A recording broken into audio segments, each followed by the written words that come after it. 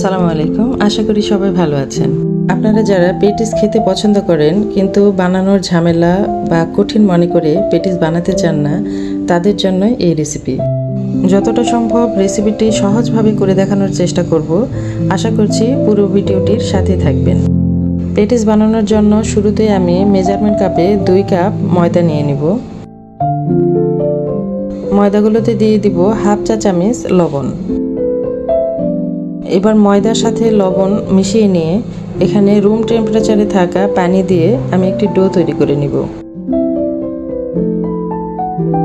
Do তৈরির সময় আমি একবারে পানি দিয়ে ডোটি তৈরি করব না, অল্প অল্প পানি মিশিয়ে নিব আর ডোটি তৈরি করে নিব।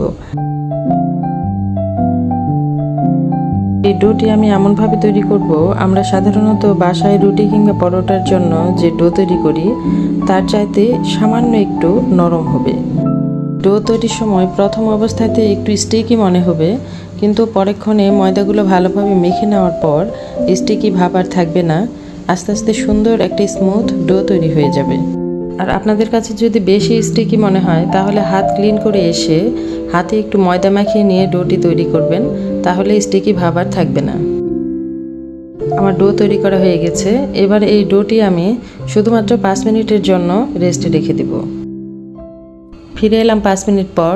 এবার আমি এই ডোটিকে কয়েক ভাগে ভাগ করে নেব, আর প্রত্যেকটা ভাগ দিয়ে যেন মাঝারি সাইজের একটি রুটি করা যায়।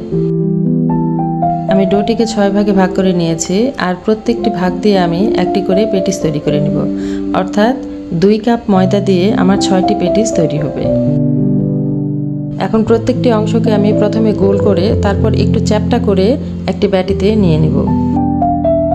আপনারাও এই কাজটি করার চেষ্টা করবেন, কারণ পরবর্তীতে পেটিস করার সময় সুন্দরভাবে মেলানো যাবে। আমি সবগুলো লেচিকে গোল এবং চ্যাপ্টা করে নিয়েছি। এখন যে কাজটি করব সেই কাজটি একটু ভালোভাবে দেখবেন। এখানে আমি হাফ কাপ পরিমাণ সয়াবিন তেল লেচিগুলোর ভেতর দিয়ে দিচ্ছি।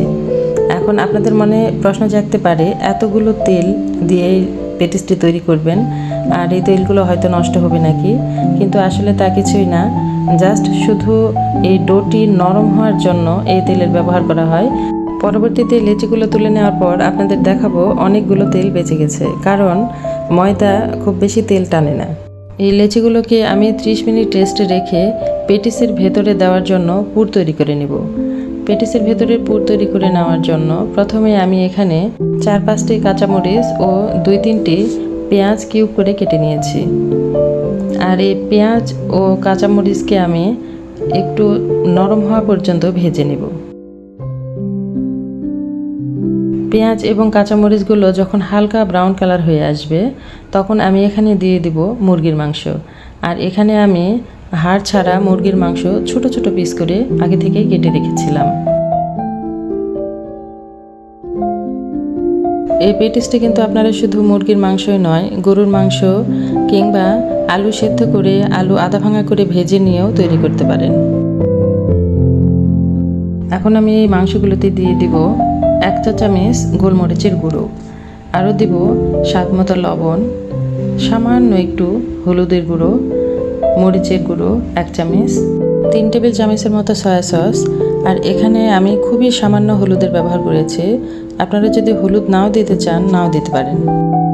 সব উপকরণগুলোকে আমি খুব ভালোভাবে মুরগির মাংসের সাথে মিশিয়ে নিয়ে ভেজে নেব। এখানে পানি দেওয়ার কোনো প্রয়োজন নেই, কারণ মুরগির মাংস থেকেই পর্যাপ্ত পরিমাণে পানি বের হবে। আর এই মাংসগুলো সেদ্ধ হতে খুব একটা বেশি সময় লাগে না। মাংস থেকে যতটুকু পানি বের হবে সেই পানি দিয়েই মাংস ভালোভাবে সেদ্ধ হয়ে যায়। এবারে আমি এতে অ্যাড করে দিব 2 চা চামচ টমেটো সস। মাংসগুলো ভেজে নেওয়ার সময় চুলার হিট মিডিয়াম টু হাই হিটে রাখবেন, কারণ খুব বেশি লোতে যদি রাখেন তাহলে মাংস থেকে অনেক বেশি পরিমাণে পানি বের হয়ে অনেকটা বেশি সময় লেগে যাবে। আপনারা চাইলে এই মাংসগুলোর সাথে সামান্য কিছু সবজিও অ্যাড করে নিতে পারেন। আমার মাংসগুলো ভাজা প্রায় হয়ে গেছে। এ পর্যায়ে আমি এখানে দিয়ে দিব 2 চা চামচ কর্নফ্লাওয়ার। আর কর্নফ্লাওয়ারের পরিবর্তে আপনারা এখানে ময়দা ব্যবহার করতে পারেন। কর্নফ্লাওয়ারগুলো দেওয়ার পর দ্রুত হাতে মাংসের সাথে মিশিয়ে নিয়ে আমি চুলার জাল বন্ধ করে দিব। আর আমার পেটিসের জন্য পুর একদম রেডি। এবার পেটিস তৈরি করে নেওয়ার পালা। আর এখানে লেচিগুলো আমি তেলে রাখার জন্য অনেক সুন্দর সফট হয়ে গেছে। এবার আমি একটি রুটি বানানো পিঠাতে সামান্য একটু তেল মাখিয়ে নিব। এই পিঠাতে তেল মাখিয়ে নেওয়ার ফলে আমি পেটিসের জন্য যে শীটটি তৈরি করে নিব সেগুলো এই পিঠাতে লেগে যাবে না। আর একটা কথা বলে রাখি, এই পেটিস তৈরি করার জন্য কিন্তু কোনো বেলাবেলির প্রয়োজন নেই। এবারে দেখুন আমি একটি লেচি পিঠাতে নিয়ে সামান্য হাত দিয়ে প্রেস করে করে বড় একটি রুটির মতো করে নিচ্ছি। এটি যতটা সম্ভব পাতলা করে মেলে দেওয়া যায় ততটাই মেলে দেবেন, কারণ পেটিসের শীট যত বেশি পাতলা হবে ততটাই পেটিস সুন্দর হবে। লেচিগুলো তেলে রাখার ফলে এতটা সুন্দর সফট হয় যে শীটগুলো অনেক বেশি পাতলা করে নেওয়া যায়। আপনারা আমার শীট দেখে নিশ্চয়ই বুঝতে পারছেন যে শীট দিয়ে নিচের পিঠার অংশটুকু দেখা যাচ্ছে। আমার পেটিসের জন্য শীট রেডি হয়ে গেছে। এবারে আমি এটিকে পেটিসের ভাঁজ দিয়ে নিব। আমরা বাসায় যে সচরাচর পরোটা তৈরি করি সেভাবে ভাঁজ দিয়ে নিচ্ছি। এবার এটির সামনের দিকের অংশে আমি পুর দিয়ে নিব। আর পুর একটু বেশি দিলে পেটিসটা খেতে বেশি মজা লাগে, ওই জন্য আমি একটু বেশি পরিমাণে পুর দিচ্ছি।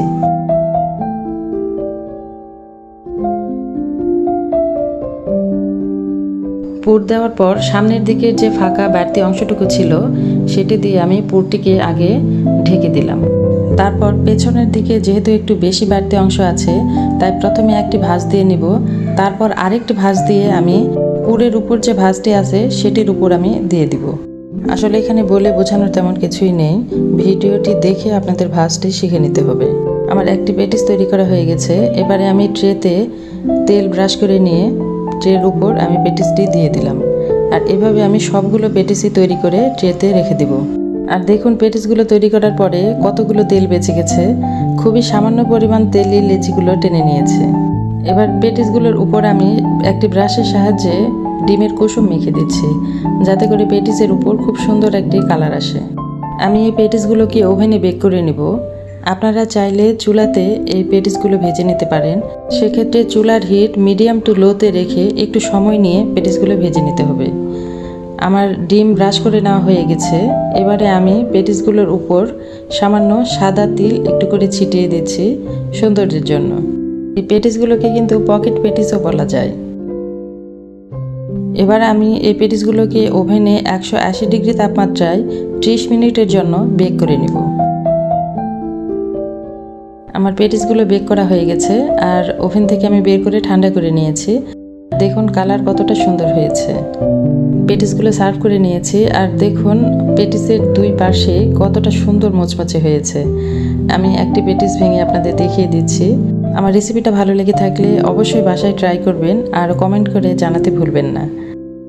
আমার চ্যানেলের যদি নতুন হয়ে থাকেন, নতুন নতুন আরও ভিডিও পেতে আমার চ্যানেলটি সাবস্ক্রাইব করবেন। এতক্ষণ আমাদের সাথে থাকার জন্য ধন্যবাদ।